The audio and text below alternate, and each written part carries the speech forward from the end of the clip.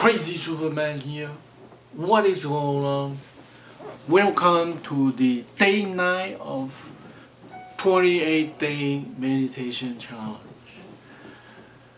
When I am doing this recording for this challenge and Dharma talk, myself, I do the challenge too. Like in the morning, 1 hour meditation, and in the evening, 1 hour meditation. I didn't miss any single one of them. Because if I am talking about, if I'm preaching or if I'm talking about what this meditation can do for you, and if I cannot do it, that would be a joke. So it's important that I also did this meditation myself. It's sort of like, we do it together, and over the camera, through the facial expression and through my sincerity, you can see, you can feel that I actually did the meditation too. I actually also invest 2 hours a day into the practice itself. One of the reasons that it's difficult to learn on your own is that at home you don't have the environment. When you go to a meditation school, the 10-day Vipassana meditation program, there are certain things you don't have a choice. Like when you arrive, you have to hand in your cell phone. So for 10 days, you don't have access to your phone.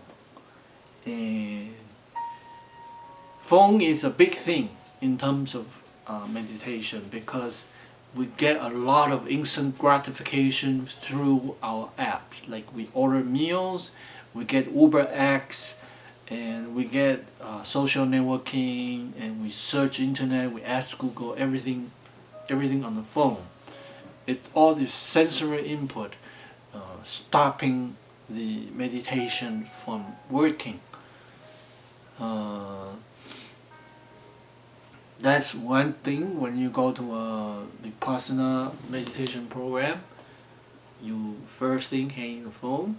Second, they feed you. You don't get to pick and choose what you eat, and they feed you a vegetarian meal. So basically, for the 10 days period, you are not causing harm to animal. And that is important, because for meditation to work properly, you have to be in this compassionate state. I mean, all your action need to synchronize. And because you are not causing harm to the animal indirectly by paying the butcher to kill the animal, because there's no indirect violence there, you are able to enter deeper meditation. And another thing is that they ask all the people to participate in the program, stop using any kind of drugs, alcohol. You're not allowed to bring it. So with that program, you have to follow their moral codes, plus with very intensive meditation schedule. It's easier for you, for anyone, to learn their program.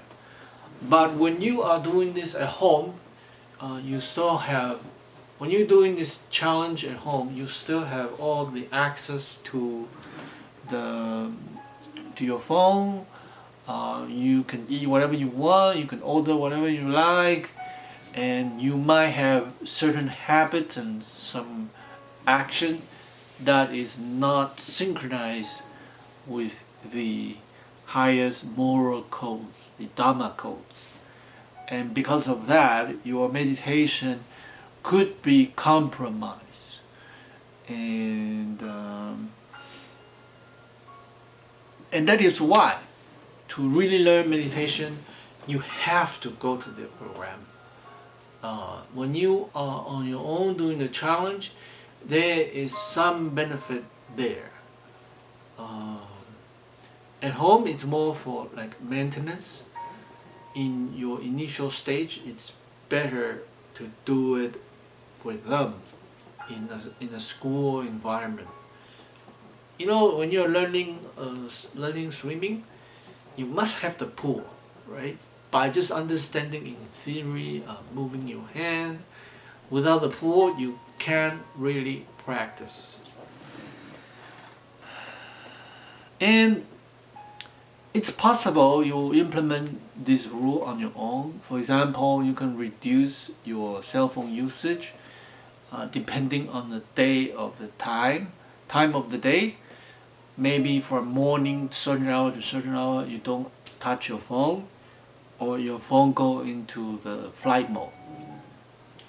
And at your home you can try to follow all the moral codes, like not taking the drugs, not smoking, not drinking, and be a vegetarian.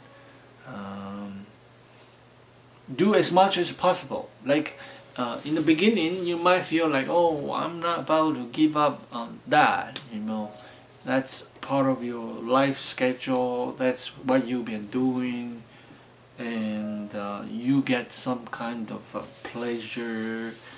It's part of you that you don't want to give up because you are learning meditation.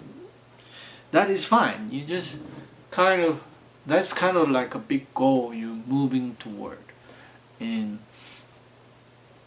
that's part of meditation. I mean, meditation is not just the practice you actually do. There are also the pre-meditation and the after and the post-meditation. Your action has to be in synchronization with the highest moral codes. So there is the legal boundary, and you don't want to do anything that's underneath that, because that means you're breaking the law. Potentially you could be put into jail. And above the legal boundary is the moral code, the Dharma code. It's the highest standard. And the reason for that is that by generating violence, by generating lust, by generating greed, is the opposite of meditation. And while you are digging a hole in your bucket and at the same time trying to fill the bucket with water, it's counterproductive, and you could never fill up the water for a bucket with a hole. So it's very important you also follow the Dharma codes. And three things, like you don't generate violence, like directly or indirectly, from eating animal product causing harm to animal, or physical violence, verbal violence to others around you. And second is the greed. You don't generate greed and then you want to get so much. You want to get more than you are supposed to get. Like all that could counteract your effort in meditation. And finally is lust, like illicit sex. You want to be within a proper relationship with protection, and within the family, within your spouse. No like seeking illicit excitement, illicit sex. These are very, very extremely important. And it is difficult, especially in the beginning, But once you begin to learn, you purify yourself from the practice, you begin to learn, you master your action, you begin to learn, you can come out of your addiction. Slowly you're going to see, oh, this is so important, this moral code is so important, because it continue deepen with your meditation practice. Without those moral codes, you'll get disturbed during your meditation. And when you're at home, it's more difficult. You just do your best. Myself, when I started it, I was kind of smoking, not kind of smoking, I was smoking, but little bit by little bit, little bit by little bit, and then boom, I stopped the smoking completely because I want to follow the moral code. When I started it, I also doing the Uber Eats delivery. It's a job that causing animal for harm, because a lot of my delivery is like dead animal. So as I progress in this meditation thing, I also quit doing that as well. So these are progress, and as you progress, you feel, the happiness inside is deepened. You feel more solid. You feel your progress. You see your progress, and it's a really good pathway. So that's day 9 of the meditation challenge program, the Dharma talk with the crazy Superman. And continue the practice. That's the key to success. I'll see you guys tomorrow on day 10. Good job. Talk to you later. Bye for now.